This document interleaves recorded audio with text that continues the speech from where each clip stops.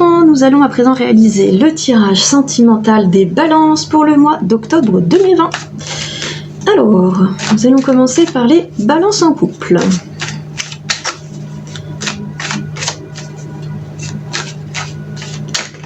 Ne vous étonnez pas du bruit qu'il y a derrière, c'est un cortège de mariés. Ça klaxonne à donf. Ça ne m'empêchera pas de rester concentré. Nous avons dit balance octobre 2020, sentimentale pour les couples. Alors,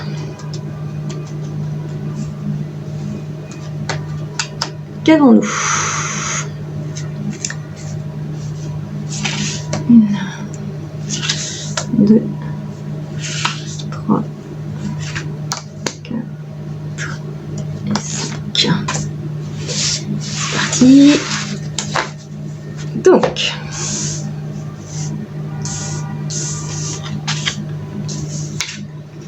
la science, le choix, la protection, l'élévation, la tentation. Alors, qu'est-ce qu'on a? Tac. Je vais remettre tout à l'endroit pour vous. Nous avons, pour les balances en couple, nous avons l'un des deux membres du couple qui est une personne, alors en anglais on dirait science-based, dont toutes les croyances sont basées sur la science, c'est-à-dire que c'est une sorte de saint Thomas, quoi. Je ne crois que ce que je vois, que ce qui est confirmé par des faits. Une personne très cartésienne.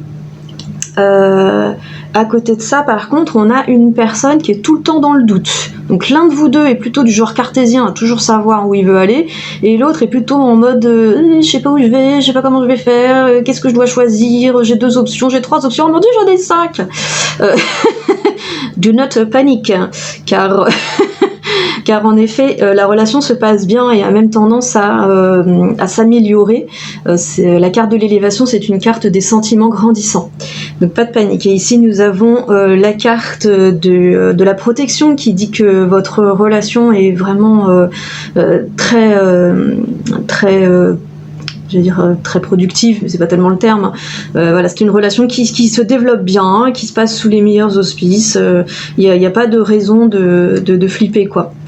Ici, on a la carte de la tentation. Là, spontanément, j'y verrais plus une personne du passé qui tente de ressurgir, ou une peur du passé qui pourrait vouloir prendre l'ascendant sur vous ou sur votre partenaire et générer une petite tension passagère. On va regarder en mettant à la coupe une carte supplémentaire sur la tentation. Voilà, bon, ça change rien. Cette tentation c'est simplement un élément qui va engendrer un nouveau départ dans la relation pour encore plus de bien-être, de bonheur, je suppose. Et visiblement, oui. Voilà, donc on est vraiment sur une phase de développement de la relation, pas de panique, hein, tout va bien. Même si vous avez, ici on vous dit que vous aurez des choix à faire qui sont liés à cette tentation.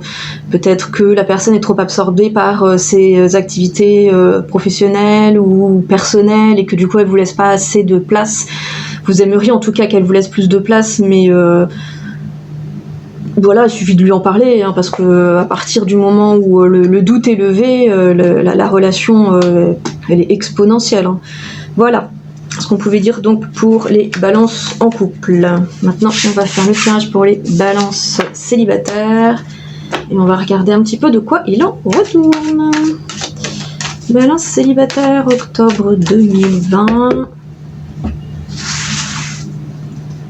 Tac. Et où? Voilà. Alors, qu'en est-il? Moi je dis 1, je dis 2, 3, 4. Ah, et toi. Très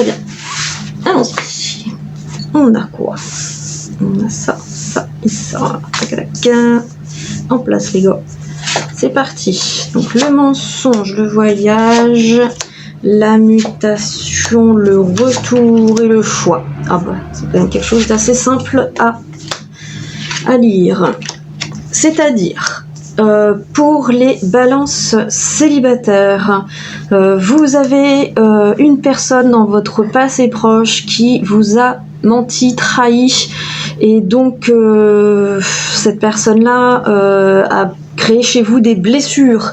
Du coup, vous avez pris le large, hein, vous vous êtes éloigné de cette personne pour vous reconstruire. Seulement, voilà, cette personne revient et vous devez faire le choix du rôle que vous allez lui accorder, sachant que c'est une personne qui va générer beaucoup de changements chez vous, changements que je vois émotionnels, pas structurels, organisationnels, professionnels.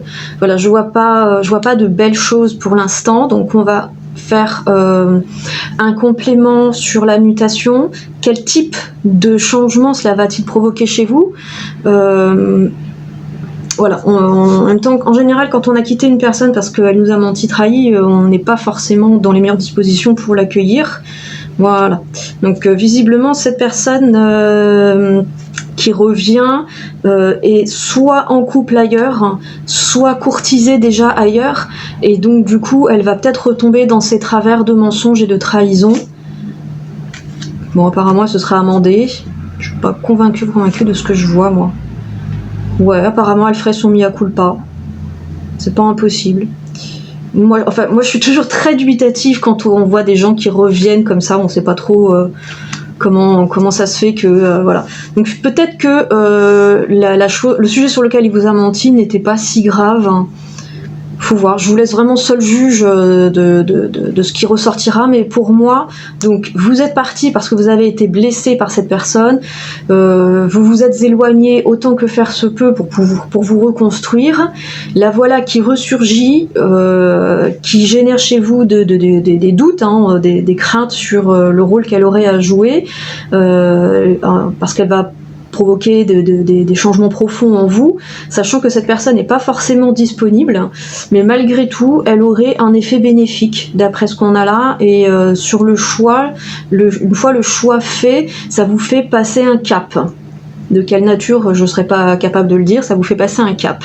Et normalement, cette carte-là est une carte de changement positif, donc je vous laisse seul juge. Moi, je donne rarement de seconde chance, mais c'est lié à ma nature. Peut-être vous serez plus enclin à donner cette seconde chance, vous êtes peut-être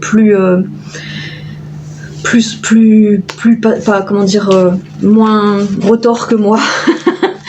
Voilà ce qu'on pouvait dire donc pour les balances en couple, les balances célibataires, pardon. Et sur ce, je vous dis à bientôt mes chatons.